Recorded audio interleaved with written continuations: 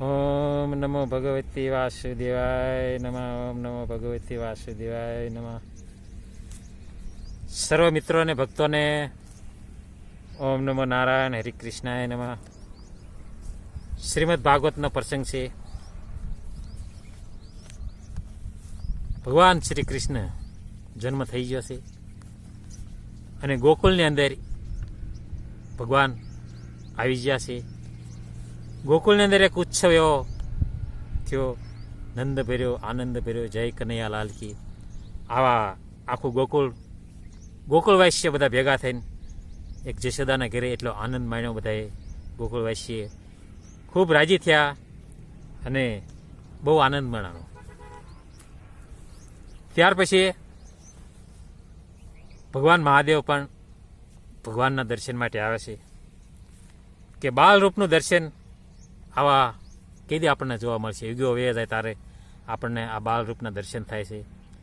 ભગવાન શિવ પોતે ભગવાન શ્રી કૃષ્ણના બાલરમણનું દર્શન કરવા માટે આવે છે અને એના દર્શન કરે છે. જશોદામાનું એવું ઉદાહરણ જીવન હતું. કોઈ પણ આવે ને એટલો એમનું જીવન એવું એટલું હતું કે કોઈ પણ આવે ને એને એમ જ કે જશોદામાં કે બાપજી આ તમારી કૃપાથી મારા બાળક જન્મ્યું છે, આ તમારી કૃપાથી થયું છે. દરેક માણસને દરેક વ્યક્તિને આ જ રીતે બધાને આદર આપે છે જશોદામાં. એમાં સૌ પ્રથમ આ પછી ખબર પડે છે, કંસને ખબર પડે છે કે જે ગોકુળમાં નંદ બાબાના ઘરે જે અવતરિત બાળક થયું ને એ કોઈ ચમત્કારી છે. અને ત્યાર પછી આ કંસ વારાફરતી રાક્ષસો મોકલે છે, પાપીઓ મોકલે છે, જે ભગવાન શ્રી કૃષ્ણને મારવાના પ્રયત્ન કરે છે, બહુ મારવાના પ્રયત્ન કરે છે. આ ભાગવત શાસ્ત્ર તમે જુઓ ને તો સતત ભગવાન શ્રી કૃષ્ણને મારવાના પ્રયત્ન ચાલુ રહ્યા છે. જ્યાં બાળક હતા ત્યારથી અને 126 વર્ષ ભગવાન રહ્યા ત્યાં લગીમાં સતત ભગવાન ઉપર બધાની કુડી નજર છે અને ભગવાનને મારવાના પ્રયત્ન કરી રહ્યા છે. બહુ દુઃખ ભોગ્યું છે ભગવાન શ્રી કૃષ્ણએ. અને અત્યારે કળયુગમાં પણ જાજી આંગળી ભગવાન શ્રી કૃષ્ણ હામાં કરી રહ્યા છે કે આ ગોકુળની અંદર આટલી ગોપીઓ સાથે રાસલીલા કરી, શિરહરણ કર્યા. તો મિત્રો આ એવા વ્યક્તિ માટે આ વિડીયો જરૂર સાંભળ્યા યોગ છે. તમે સાંભળો તો તમને ખબર પડે કે આ ભગવાન શ્રી કૃષ્ણ કયું તત્વ છે. તો મિત્રો સાંભળો. ભગવાન ગોકુળની અંદર બધાને આનંદ આપ્યો અને જન્મ થઈ ગયો. સૌ પ્રથમ ભગવાનને મારવા માટે કંસ પૂતનાને મોકલે છે. એક સુંદર નારી થઈને આવી જશોદાના રાજમહેલમાં. અને જશોદામાને એવી આદત હતી કોઈ પણ માણસ આવે તો એને આદર ભાવ આપતા હતા અને કે આ તમારી કૃપાથી મારે બાળક જન્મ્યું છે. અને જશોદામાં આવ્યા અને બાળકને રમાડતા ભગવાન શ્રી કૃષ્ણ હતા. આ કૂતના આવી બીજું રૂપ લઈને અને કૂતનાએ ભગવાનને તેડી લીધા. જશોદામાએ પણ આપી પણ દીધા કે બેન ઘડીક રમાડો, મારા ઘરના ઘણા કામ છે. જશોદામાં ઘરના કામમાં લાગી ગયા અને નંદ બાબા પણ હાજરમાં નહોતા. એ મથુરાની અંદર કંઈક મહેસૂલ ભરવા ગયા હતા, કોઈ પણ હાજર નહીં. અને માત્ર ને માત્ર પૂતના અને ભગવાન શ્રી કૃષ્ણ એમની માતાને કહે છે, માતા તમે જાઓ, મારે આ કૂતના સાથે કામ છે. અને ત્યાર પછી કૂતનાને એવું થયું કે ઝેર લગાડીને આવી હતી એના તનની અંદર કે આને ધવરાવું એટલે ઓટોમેટિક આ બાળક મરી જાય છે એવું. એને તો એને ખબર નહીં કે વિશ્વમાં કોઈ એવું છે નહીં. અને ભગવાનને જ્યાં તન મોઢામાં આપ્યું અને જ્યાં ધવરાવા માંડી ત્યારે ઉલટાનું કૂતનાનું શરીર ખેંચવા માંડ્યું. પૂતનાનું શરીર ખેંચવા માંડ્યું અને એને દબાણ થવા માંડ્યું શરીરની અંદર. અને એમાં એનું શરીર જેવી હતી એવી પ્રગટ થઈ ગઈ અને એક આકાશની માર્ગે લઈને ભગવાનને ઉડવા લાગી. આખો ગોકુળવાસીએ કે આ બધું શું થયું છે. અને પાછળ બધું આખા જે જશોદામાં પણ અને રોહિણી પણ બધાય દોડ્યા આવે છે બધાય કૂતનાની પાસે આકાશ માર્ગે ઉડવા લાગી તે ભગવાન શ્રી કૃષ્ણને લઈને, અને જ્યાં જે એને મારવાના પ્રયત્ન કર્યા હતા પણ અને પલ માત્રની માઇલ કરી આ પૂતનાનો વિનાશ કરી નાખ્યો અને એક ઝાડીની અંદર જંગલની અંદર ફેંકી દેશે પૂતનાને. વિચાર કરો, જેને ઈશ્વર નથી લાગતા ને એની માટે સાંભળવા જેવું છે કે કોઈ બાળક આવડી રાક્ષસાને મારી ગયા હોય, જો કોઈ સામાન્ય હોય એવો બાળક આવી રાક્ષસાને મારી શકશે? ચાહે આવો ઉલ્લેખ છે કોઈનો? આ ભગવાન સિવાય. આને ઈશ્વર કહેવાય, આને ભગવાન કહેવાય, આ જગતનો રચેતા કહેવાય. એ મારી શકે આવા રાક્ષસોને. ત્યાર પછી ઘણા મિત્રો વારાફરતી આ કંસ મોકલે છે. પછી કાગાસુરને મોકલે છે. અદ્ભુત મોટું સ્વરૂપ હતું આ કાગાસુરનું. કાગડો મોટું સ્વરૂપ હતું અને પલ માત્રની અંદર ભગવાન એને વિનાશ કરે છે. પછી તૃણાવરત, એ પણ એનામાં એટલી શક્તિ હતી કે ગોકુળની અંદર એટલે વીંટળીઓ ચડાયો, આમ કાંઈ દેખાય નહીં, એટલી માટી ઉડી, ધૂળ એટલી ઉડી એ કાંઈ જોઈ ન શીખવી. અને જ્યાં જશોદામાએ ભગવાન શ્રી કૃષ્ણને તેડેલા હતા પણ છતાં એને એની યોગનીથી ભગવાનને ખેંચી લેશે અને ભગવાનને આમ તો જવું જ તો એની પાસે. અને જ્યાં ભગવાનને લઈને આકાશ માર્ગે ઉડવા લાગ્યો ત્યારે ભગવાને એક લીલા માત્રથી અને એનો વિનાશ કરી નાખે છે. એટલો વજને મૂકી દેશે એની ઉપર કે એ તૃણાવરતને એમ થયું કે આ એક શિલા પડખે પડી હતી જ્યાં એને મેં નથી લીધી ને એટલે વજન મૂકી દીધો અને ભગવાન વજનના લીધેથી એક શિલા ઉપર પછાડીને એનો વિનાશ કરી નાખે છે ભગવાન એક પલ માત્રની અંદર. જ્યાં બધાય જશોદામાન આવે છે, ગોકુળવાસીઓ બધાય જશોદામાને ઠપકો આપે છે કે તને બાળક રાખતા આવડતું નથી, આ કનૈયાને તમે બરાબર સાચવતા નથી.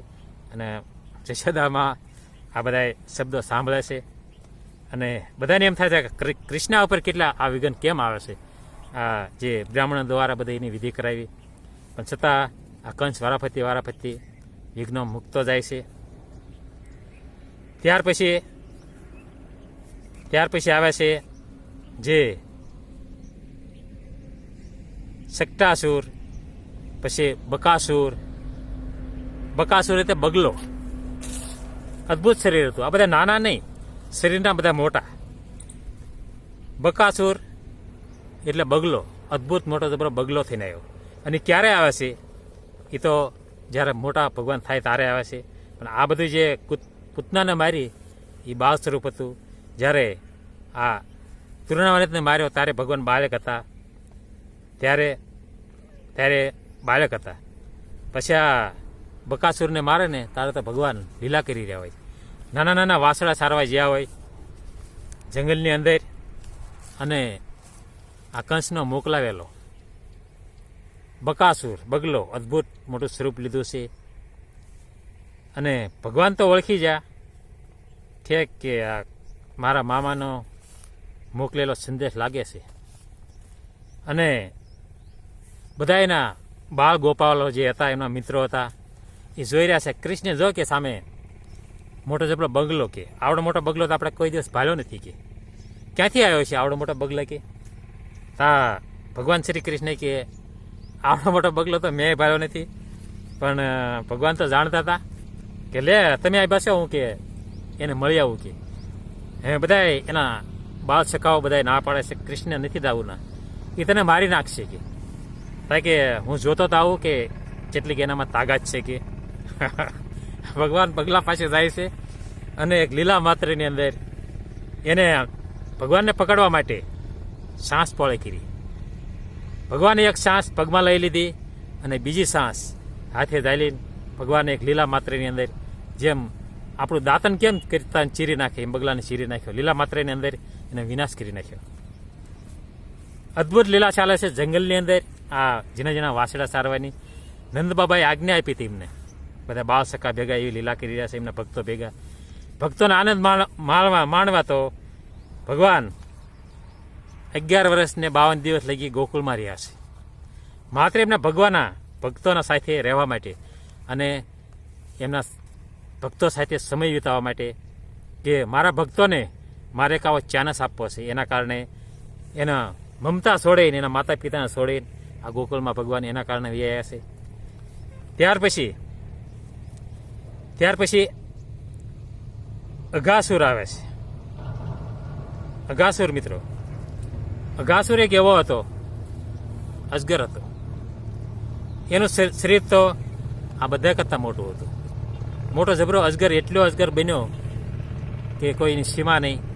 અને બાળ સખા ભેગા જે નાના નાના વાસડા સારી રહ્યા છે, આ ભગવાન શ્રી કૃષ્ણની એમના બાળ સખાઓ બધાય, અને આ બાળ સખાઓ બધા ભાળી જાય છે. આખો એમની સાથે કેટલા એમના મિત્રો હોય, બાળ સખાઓને ભાળી જાય છે. ત્યારે આને ભાળી ગયા બધાય.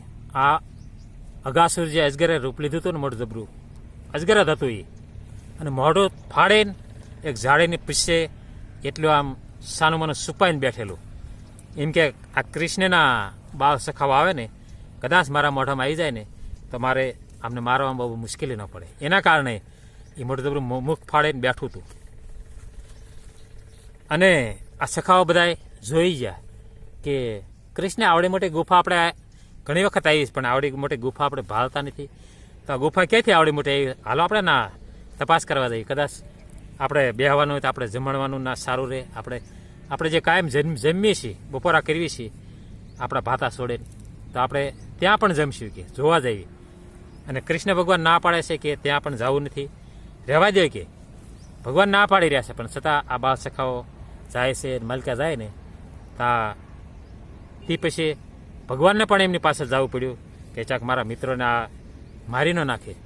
ભગવાન તાત્કાળ જાય છે એમની પાસે, અને જ્યાં ભગવાનને આ બધા બાળ સખાઓને એના મુંહમાં જ્યાં ને આ અઘાસુરે મોઢું બંધ કરી દીધું.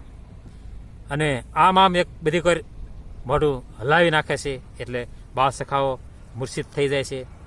ત્યાર પછી ભગવાન એક લીલા કરે છે. એની અંદર જે એના બાળ સખાઓ હતા ને એને ભગવાન બહાર મૂકી દે છે. પછી એક લીલા માત્રની અંદર એવી એના પેટમાં અગ્નિ મૂકી દે છે ભગવાન. આખું અજગર સળગવા લાગ્યું, અને લીલા માત્રીની અંદર આ અજગરનો વિનાશ કરી નાખે છે, અઘાસુરનો ભગવાન. ત્યારે ભગવાન આગળ એ અઘાસુર મૂળ રૂપમાં આવે છે, આગલા જન્મની ભવિષ્ય બતાવે છે કે પ્રભુ મેં એક મારા દેહનો મને બહુ મોહ હતો. ત્યારે મેં એક ઋષિમુનિની ઠેકડી કરી હતી, હસી ઉડાડી હતી. એને મને સાપ દીધો હતો. એ ઋષિમુનિનું વાંકું શરીર હોવાના એના કારણે મેં બહુ એની હસી મજાક ઉડાડી હતી. અને ત્યારે એને મને સાપ આપ્યો હતો, અને એ સાપ દ્વારા ત્યારે મને ભાન આવી કે આ તો ઋષિમુનિનો સાપ મને લાગ્યો, અને એક ગરગરિત થઈ ગયો અને ઋષિમુનિના ચરણમાં પડી ગયો. બાપજી મને માફ કરો, કે મેં બહુ માફી માંગી ને તારે મને એ ઋષિમુનિએ એક ચાન્સ આપ્યો કે દ્વાપાલમાં ભગવાન શ્રી કૃષ્ણ જ્યારે જન્મ લે ને, બાળલીલા ચાલુ હોય ને, ત્યારે તારો વિનાશ થાય છે ને તારે તને મુક્તિ મળશે. પ્રભુ આ રહસ્યને દેખાડ્યું અઘાસુરે, અને ત્યારે ભગવાને લીલા માત્રની અંદર એ અઘાસુરનો વિનાશ કર્યો, પણ એને મોક્ષ આપ્યો. ત્યાર પછી આ બધી લીલા જોવે છે બ્રહ્માજી લીલા જોવે છે, અને અદ્ભુત લીલા જોઈ રહ્યા છે. જ્યારે આ ભગવાને અવતાર લઈને આવ્યા ને, ત્યારે ભગવાનના ચક્ર, નારાયણ મુનિના ચક્ર આ બધી બાળ લીલાના દર્શન કરવા માટે આવતા હતા. અને બ્રહ્માજીને શંકા થાય છે, સંદેહ થાય છે. જેવો સંદેહ થાય છે કે આ ભગવાન શ્રી કૃષ્ણ છે, આ સખાઓની સાથે આટલી લીલાઓ કરી રહ્યા છે, શું આ ભગવાન છે? એ રીતે સંદેહ કરે છે અને કાયમ દર્શન માટે આવે છે, પણ એનો સંદેહ જીવો નહીં. તો મિત્રો, બ્રહ્માજીનો સંદેહ આપણે જાણીશું આગલા ભાગમાં. આપણે અત્યારે આ ભગવાનની બાળ લીલાનું આપણે વર્ણન કર્યું. તો મિત્રો, જરૂરથી સાંભળજો. આ ભગવાન શ્રી કૃષ્ણનું બાળલીલા ગોકુળની અંદર, અને જરૂર આનો ગ્રહણ કરજો કે આ કોણ છે. મિત્રો તો જરૂર સાંભળજો, એ વિડીયો જરૂર સબસ્ક્રાઇબ કરજો. આપણે આગલો ભાગ સાંભળશું, જે બ્રહ્માને સંદેહ થયો છે, બ્રહ્મા શું કરે છે, એ આપણે આગલા ભાગમાં જોઈશું. જરૂર સાંભળજો મિત્રો.